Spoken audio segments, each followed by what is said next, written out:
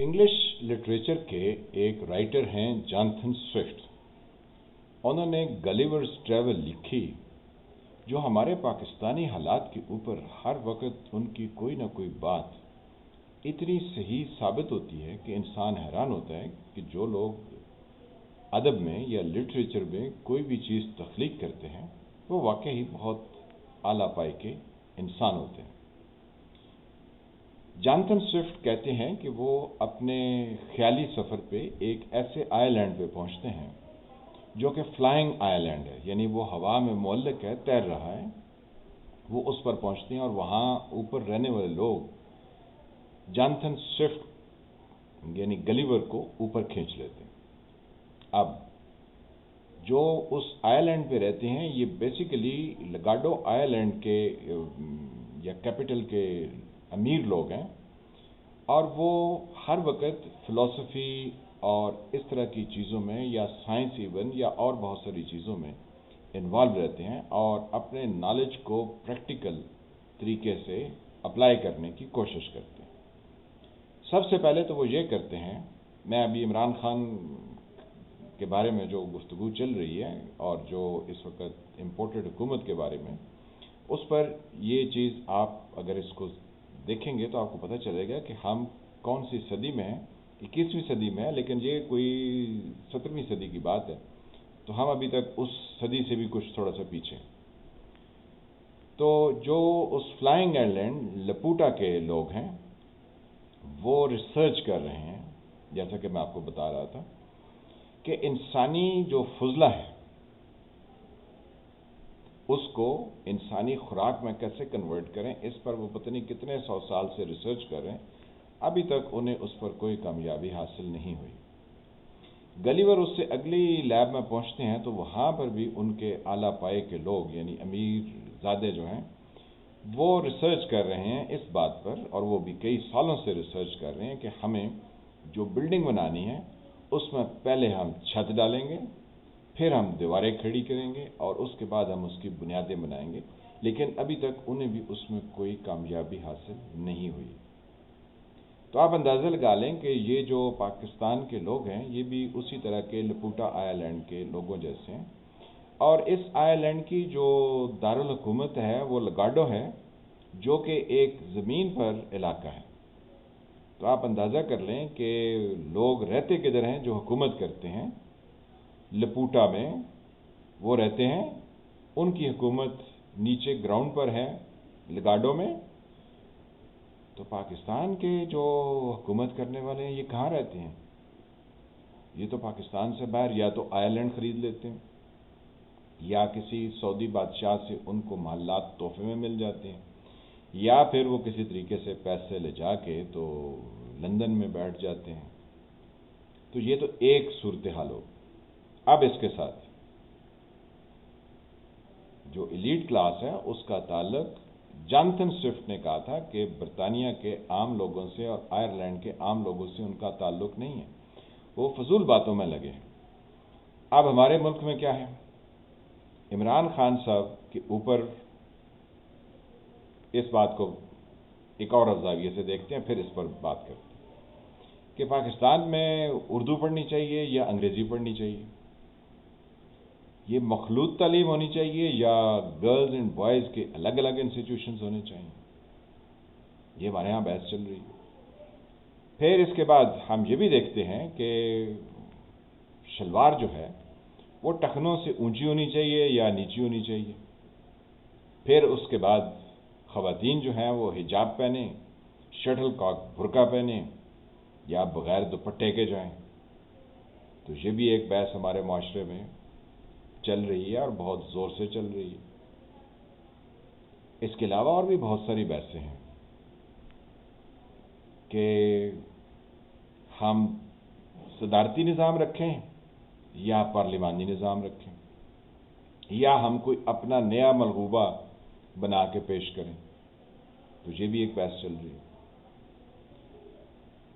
इसके अलावा और भी बहुत सी फजूल बहसें हैं जो इस मुल्क में चल रही हैं, और अब 21वीं सदी का एक क्वार्टर पूरे का पूरा सालम निकलने के बाद ہم ابھی بھی سمجھ نہیں پائے ہیں کہ ہمیں کیا کرنا ہے. بحث یہ چل رہی ہے کہ عمران خان کے خلاف کیس درج ہونا چاہیے یا درج نہیں ہونا چاہیے, شہباز گل کو رہا ہونا چاہیے یا رہا نہیں ہونا چاہیے, نواز شریف کو واپس آنا چاہیے یا واپس نہیں آنا چاہیے, امپورٹڈ حکومت خود آئی یا لائی گئی. اب یہ ساری فضولیات کی بحثز ہیں. ایک سادہ سمپل آنسر ہے کہ اگر آئین اور قانون پر عمل پیرا ہو جائیں, لیکن ہماری ریاست کیا ہے, یہ تاخیر سے آتی ہے. یہ کچھ لوگوں کے سامنے چوڑیاں پہن لیتی ہے, کچھ لوگوں کے سامنے گھنگرو پہن کے ناچ رہی ہوتی ہے, اور کچھ کے سامنے ان کی کنیز, یا اس کو کیا بولیں گے, اب کنیز سے بہتر کوئی لفظ نہیں, ورنہ پنجابی میں تو بہت سارے لفظ. تو کچھ لوگوں کے آگے ریاست جو ہے وہ کنیز کی طرح بیہیو کرتی. ریاست کب چوڑیاں پہنتی ہے؟ جب ڈنڈے والے آئین اور قانون کو توڑ کے حکمرانی کر لیتے ہیں تو ریاست چوڑیاں پہن لیتی ہے, کچھ نہیں کرتی. ان کے آگے سب کچھ جائز ہے. یہ ریاست کے 3-4 بار ڈائریکٹ 10-10 سال 11-11 سال 8-8 سال حکومتیں کی گئیں. اس ریاست کے آئین اور قانون نے کسی طرح کی کوئی جنبش نہیں کی, بس چوڑیاں پہن کے بند سنور کے آگے سروس کے لیے دستیاب رہی. ہاں اس میں اور کنیز میں فرق ہے.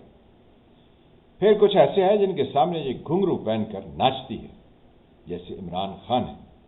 ان کے سامنے یہ ریاست ناچ رہی ہے اور پچھلے کئی مہینوں سے ناچ رہی ہے, بلکہ اس سے پہلے جب وہ کہہ رہے تھے امپائر کی انگلی اٹھ جائے گی, تب بھی یہ ریاست ان کے آگے ناچ رہی تھی.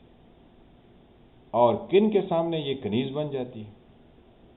جو نظریہ ضرورت کے تحت اس کو جدھر مروڑ کے اس کو رکھ لیں, ان کی یہ کنیز بن جاتی ہے, کیونکہ کنیز کو اٹھایا اور بٹھایا جا سکتا.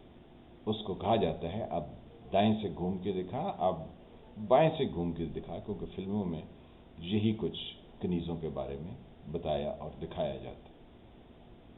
تو یہ پاکستان کی ریاست ہے.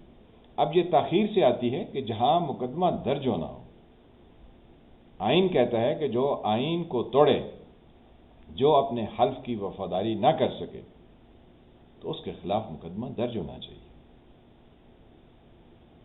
مشرف کے خلاف درج ہوا, لیکن اس کو بگانے والوں کے خلاف تو درج نہیں ہوا.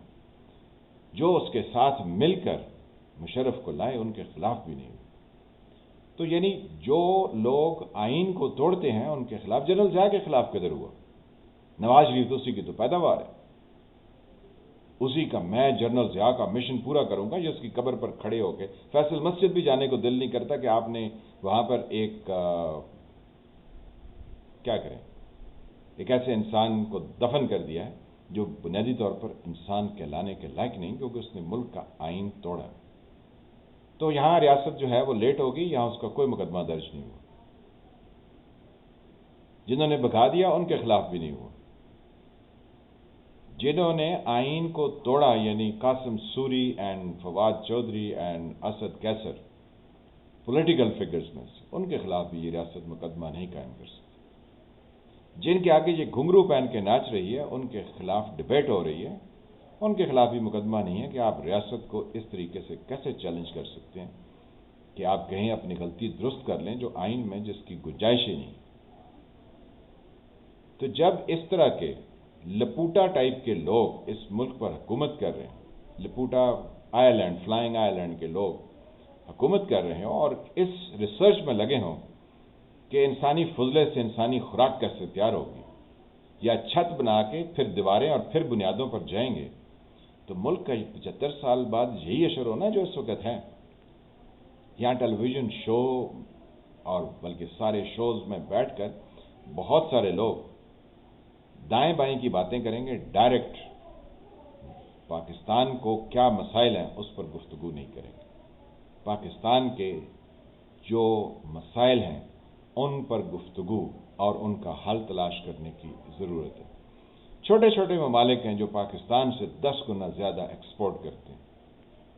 پاکستان کیا کرتا ہے؟ پاکستان کچھ نہیں کرتا ہے، ایک پیراسائٹ ہے. یہ ولچرز ہیں، یہ دوسروں کی کمائیوں پر زندہ رہتے ہیں. پاکستان تبھی بدل سکتا ہے اگر ہم اس کے اصل مسائل پر گفتگو کریں. جنہوں نے آئین اور قانون کی خلاف ورزی کی ان کے خلاف مقدمہ درج کریں اور ان کو کیفر کردار تک پہنچانا چاہیے، لیکن نہ تو یہ کسی تالے آزما کا عمل اور کام ہے کہ وہ یہ کریں، اور نہ ہی یہ ایسے لوگوں کا کام ہے جو لوٹ کسوٹ کے ملک کو کھا گئے وہ کریں. عوام جب تک باہر نہیں نکلیں گے اور جب تک آئین اور قانون کی حکمرانی کے لیے کام نہیں کریں گے کچھ نہیں ہوگا. ذرا سوچیے. میں فالح ملک، آپ دیکھ رہے تھے سرکار. اللہ تعالیٰ آپ کو اپنی زبان میں رکھے. جن فرینڈ نے چینل کو سبسکرائب نہیں کیا وہ اس کو سبسکرائب کریں، گھنٹی کے نشان کو دبا دیں تاکہ آپ کو نئی آنے والی ویڈیوز ملتی رہیں. ویڈیو کو لائک کریں، شیئر کریں، کمنٹ کریں. ملتے ہیں کسی نئے ٹاپک کے ساتھ، تب تک کے لیے خدا حافظ.